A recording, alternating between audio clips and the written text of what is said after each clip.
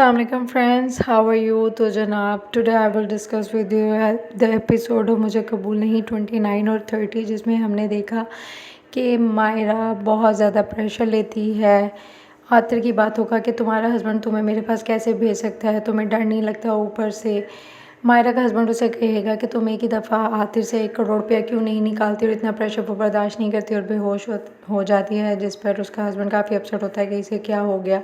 और फिर वो उसको डॉक्टर को दिखाती है तो पता चलता है कि उसके यहाँ खुशखबरी है, जिसको सुनकर सलमान के तो रोंगटे खड़े हो जाते हैं, क्योंकि वो बिल्कुल इस मूड में नहीं होता कि वो बाप बने और वो चाहता है कि हम बेबी ना लें। इसीलिए वो मायरा को भी फोर्स करता है कि अभी तो मेरे खेलने कूदने के दिन हैं, तो मैं ये टेंशन नहीं पाल सकता।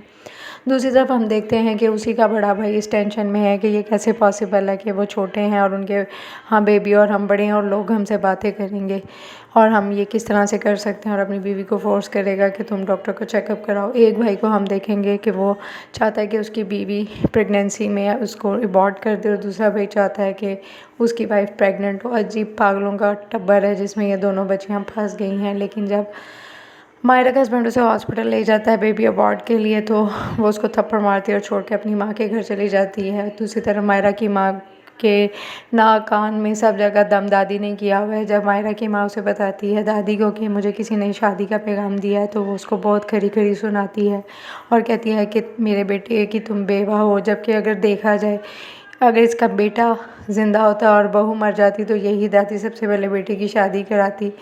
इसके अलावा हमने देखा कि आतिर बेचारा मजनू होके फिर रहा है। उसको समझ नहीं आता कि वो मायरा को जहन से कैसे निकाले, और उसकी मदद भी करना चाहता है, उसको पसंद भी करता है। ऐसे ही मजनू वाली हालत है आतिर की। इसके अलावा हमने देखा है कि मायरा बहुत ज़्यादा अपसेट है, उसे समझ नहीं आ रहा सारी सिचुएशन को कैसे डील करे, और अपनी माँ की तरफ ही चली जाती है। सबसे मज़े का सीन इस ड्रामे में ये हुआ है कि आतिर का फ्रेंड बासी शजिया को पसंद करता है और वो उसके घर मीटिंग भी करने जाता है और उसको प्रपोज़ भी कर देता है, जबकि इस रिश्ते के लिए वासे की माँ हरगिज़ तैयार नहीं है। और वो उसे कहती है कि मैं ख़ानदान में क्या मुँह दिखाऊंगी, तुम मेरे इकलौते बेटे हो। जबकि वो ये कह देता है कि शजिया मेरी बहुत पुरानी पसंद है और मैं उसी से ही शादी करूँगा।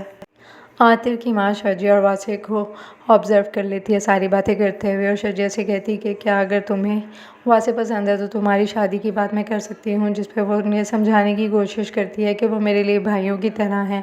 अब आने वाली एपिसोड में हम देखेंगे कि किस तरह मायरा अब अपने साइको हस्बैंड को प्रेगनेंसी में निपटती है, क्योंकि अब तो वो उसके बेबी की मामा भी बनने वाली है और वो इस बेबी को लेकर कंटिन्यू भी प्रेगनेंसी को कंटिन्यू करना चाहती है। और इसके अलावा दूसरी तरफ ये सिचुएशन है कि वासे और क्या शजिया की शादी हो जाएगी, और क्या मायरा की मदर भी प्रोफेसर से निकाह पढ़ा लेंगी, और क्या दादी हिटलर ये सब कुछ होने देगी। इन सब चीज़ों को एंजॉय करने के लिए don't forget to subscribe my channel to take short reviews of long dramas. तो अपना ख्याल रखिएगा। Take care. अल्लाह हाफिज़। And yes, please don't forget to subscribe my channel. अगर नहीं किया तो अभी कर दें। I need your support. Take care. Love you. अल्लाह हाफिज़।